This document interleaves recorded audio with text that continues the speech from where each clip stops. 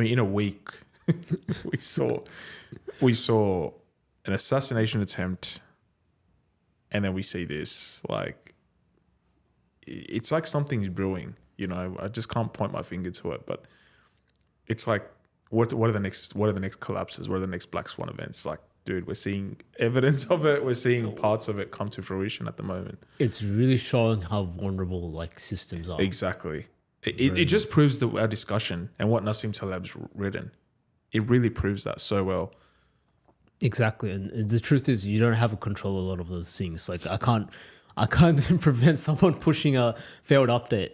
You know, that's up to them. No, you can't. That's up to their system. And even if I blame it on them and I tell them you should, like, who am I to even tell them? But the thing is, like, even if you go and complain and say it, you can't control that still. It's discussion amongst their company and things like that. But it makes you just think like, okay, I should start thinking about how can I make my life a bit less like, when things like this happen, it doesn't affect me as much. The damage is minimized or controlled from my extent. Yeah. I think that's the frame to really get into. Just decentralizing, distributing, and just becoming, you know, redundant, like how to overcome, like how you overcame like redundancy, things like that, having that mindset, basically. In other news, do you have any other things about this CrowdStrike update? No, not really. I didn't really have much else to say. Just I think we've summarized and covered it pretty well. Yeah.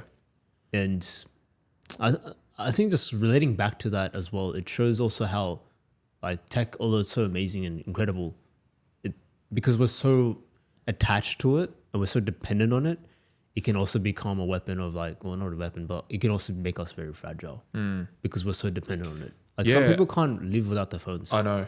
I mean, I'm one of those people. I think it's everyone. I think that's okay. Not everyone, but I think it's like 99% of people.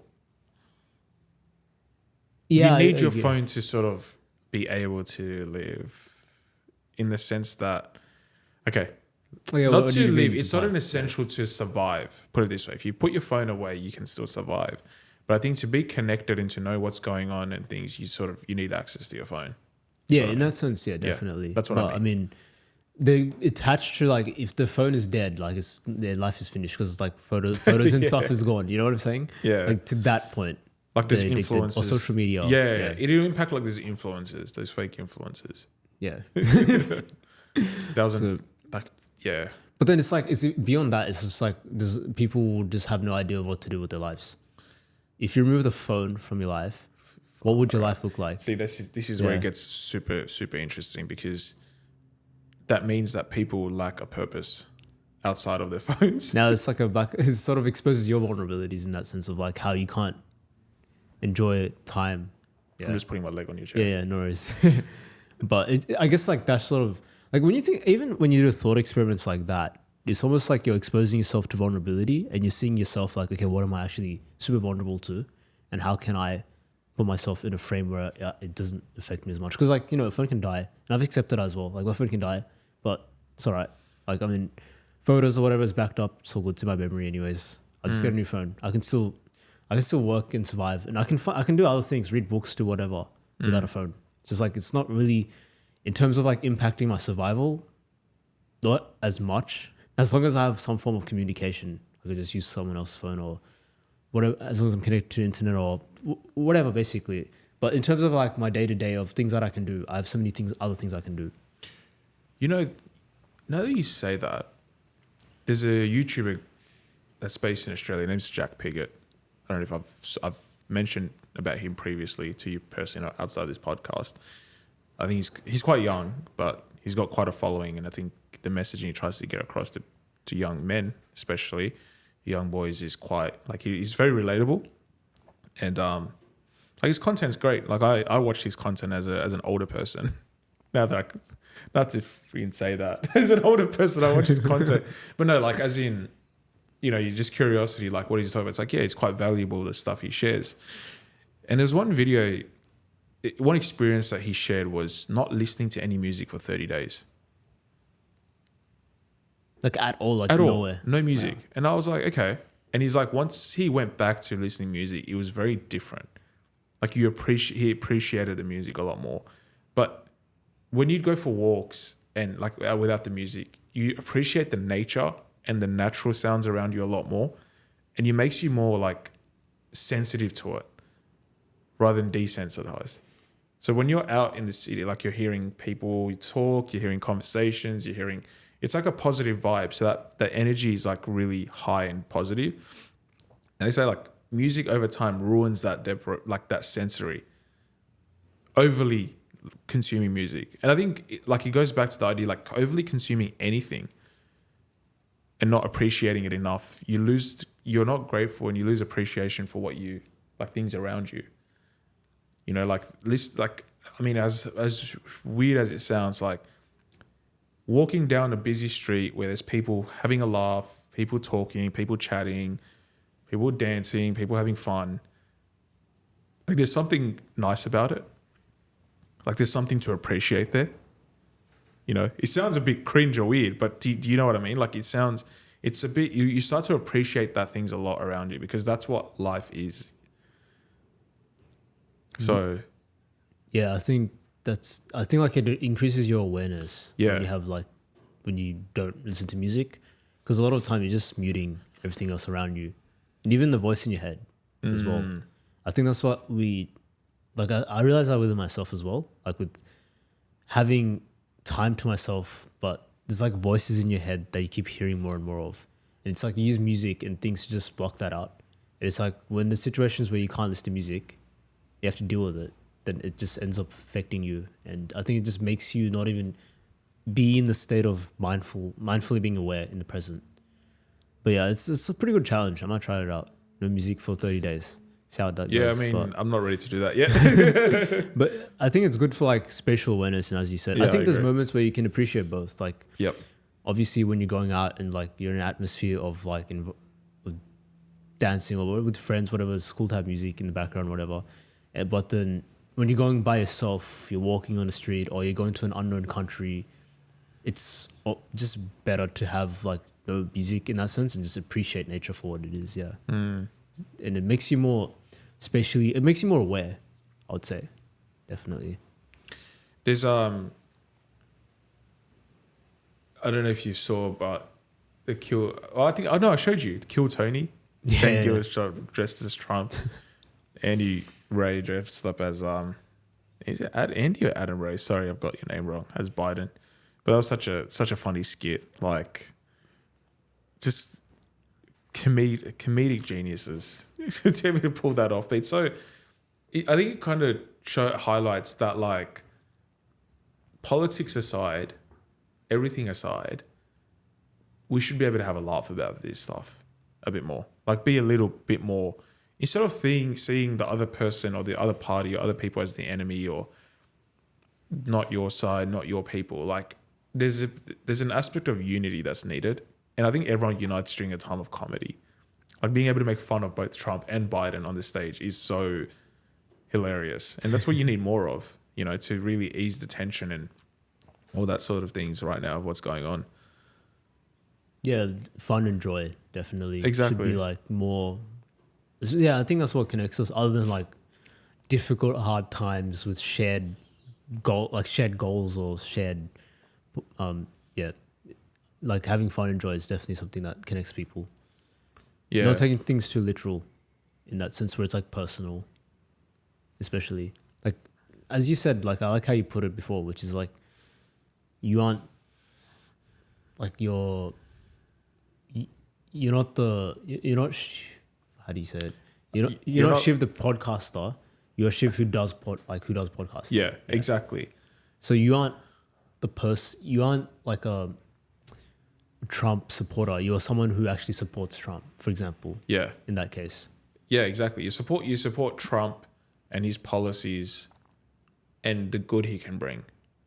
But likewise for any presidential candidate, like Biden, for example, as much as you might disagree with his policies, there are people that agree with his policies. And they might not agree with all of them. Exactly. But they might not like Trump's policies, and that's fine. You know, that's why you have an election. That's why you have majority vote for the person that they want. And it's very important to understand that they aren't Trump. They aren't Biden. They're humans. They're humans, yeah. They have their own and they might not necessarily agree with everything that they say. So it's just having that idea, because like when people see that, they think, oh, they are exactly what Trident is, or what Biden Trump is. Yeah. They associate their identity and their ideologies and everything with this individual, when it might be just they just pick them for just one policy. Exactly. But it's also this idea that people tend to just identify with ideology. You know? It's like person X is person X, the gay person, or person X who happens to be gay, but he's actually has a life. Like, that's not just their identity, right? There's so much more about them. You know, I think, I mean, it doesn't even just go back to job titles. It goes back to political ideologies and everything. It's labeling culture. Exactly. That's what it is. Exactly. And it's becoming too much, this labeling culture. We're so quick to label people. Like Chris Williamson, I think, cops it. So he gets labeled like a right wing, ultra red pill guy that just It's pushes complete polar opposite of that. Hell, 100%. I mean, I don't agree with some of the things he says, right? And that's like, I mean, does that make him ultra right wing? No, hell no. Like, it's far from it. You know, like, there's people, I mean, same thing. Like, there's people that just get labeled quickly. Oh, he believes in this. Oh, therefore he's right wing. It's like, really? Like, that guy has 100 other thoughts that are so much more different to what you think, or what you've just viewed him, what you've labeled him based on one opinion. You know, so again, like, everyone's entitled to the opinion. I think that's what it is, but you can't be quick to label someone. Although it is fun to label people because it creates chaos. But not the toxic side of fun. I'm joking, but you shouldn't. You really shouldn't. You really shouldn't. And I think we're just so quick to judge as well. Yeah, I wonder why that is. Like, why that is the case. Say, like, why we judge so quickly. I think it's an evolution thing. I think people love the herd mentality. People love the idea of tribes, exactly. Collective ideas together, move together. Anyone that opposes, eliminate. It's sort of tribal. It's sort of a tribe idea. You know, you want to ostracize people that are different to you.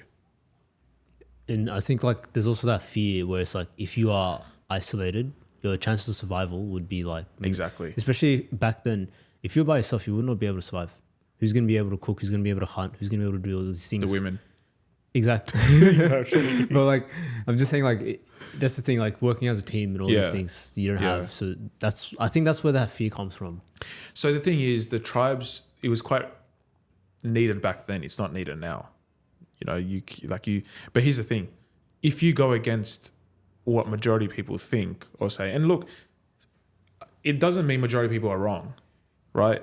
If someone says you can't kill someone, if you can't kill a gay person because they're gay, I think everyone can fundamentally agree that that is wrong, right? So then there's the idea of morals and values. What's moral and what's not, right? So that's completely different to going, oh, that person supports a policy that I don't support, therefore they're ultra right wing.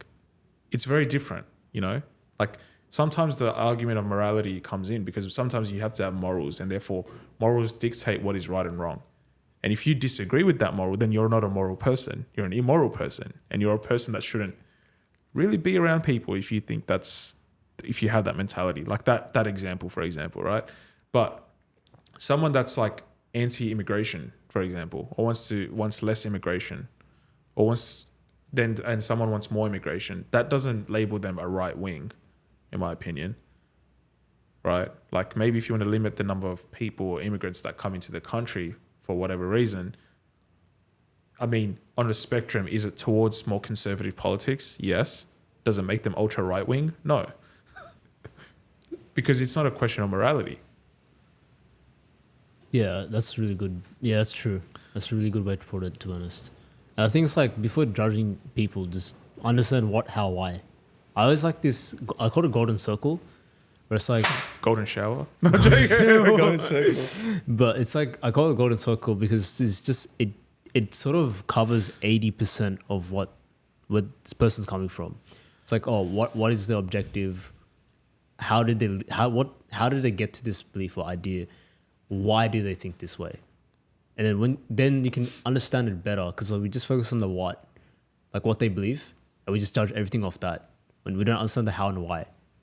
And I think that's like very important. And this doesn't just apply to people; it applies to everything. Like we just look at what happened. Okay, this is what happened.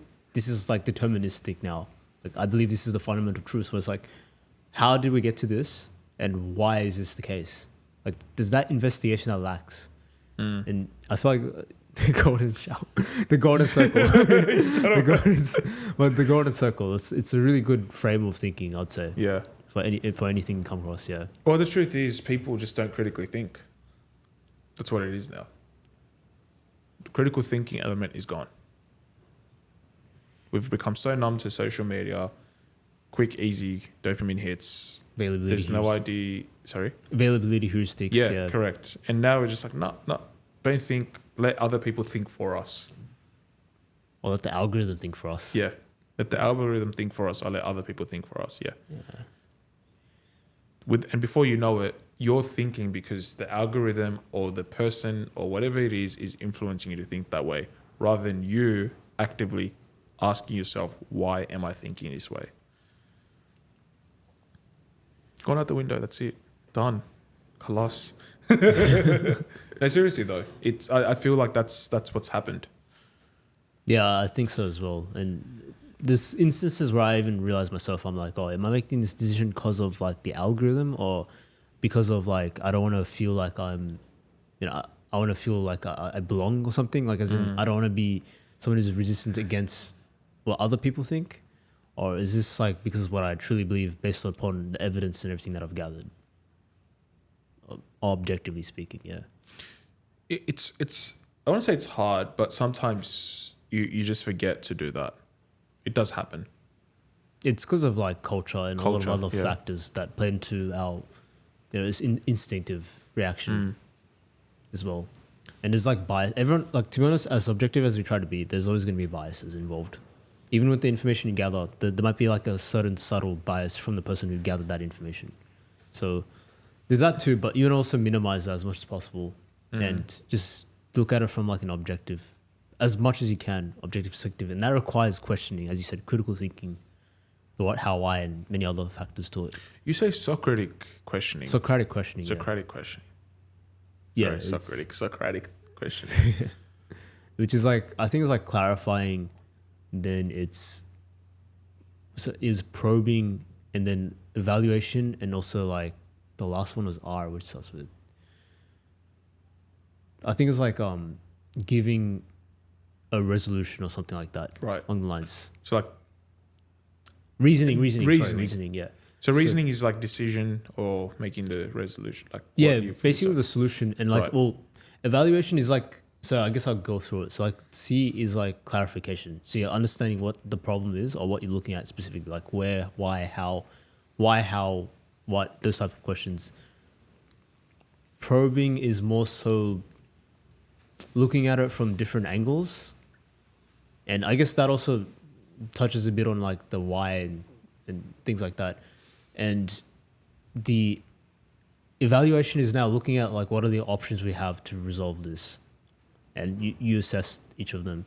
Then you go with the one that you think is the best. And then you give reasons for that, why you picked that. So when you use this framework, it's sort of in a way, it makes you have a much more, I would say, stronger response and with more conviction. Because when you come across different people who try and combat against it, you've already got a defined list of reasons and you've thought of from very different angles. From like devil's advocate, who tries someone who's from the opposing side, who gives you complete evidence which is against this, where you've built up that shield against those types of things. So it makes your opinions or like your facts or ideas more refined. Your thoughts. So it's like, I call it CPER, CPER, clarification, probing, evaluation, reasoning. So not CPR, CPER. Yeah, CPER. Yeah, nice, right. Good stuff. I think we'll wrap up here. Good conversation, much needed, I think, with everything going on. Good timing about Black Swan events, next Black Swan events, and I think it's a few weeks ago we spoke about what are the next Black Swan events, and now we've seen two possible events that could have. Well, one one exposed the vulnerability of our systems, the cyber, and the other was just pure luck that we missed it. But also expose the vulnerability of security Yeah, that's true. Both sides. in that sense. But yeah, definitely divine intervention though. Yeah, I think so. Or maybe just Trump being animated, just turning his head every 5 minutes. Luckily. You know what's interesting? He could have actually turned his head the other way, or looked straight at just straight at the shooter as well. Yeah, I think Could he have said, gone any way. He he could have said gone like either way. it was like a signboard that got his attention. He looked, so that signboard technically saved his life. Yeah, the chart. Yeah, it was a Yeah. chart. It was a chart about illegal immigrants coming in. He wanted to draw that to the crowd. Of course, something Trump would look at and go, But it's crazy how that chart saved him as opposed to the entire security system yeah, that didn't say, that Yeah. couldn't protect him there. put this chart into the Secret Service. Get him a job. But yeah, it's crazy. But seriously, he could have just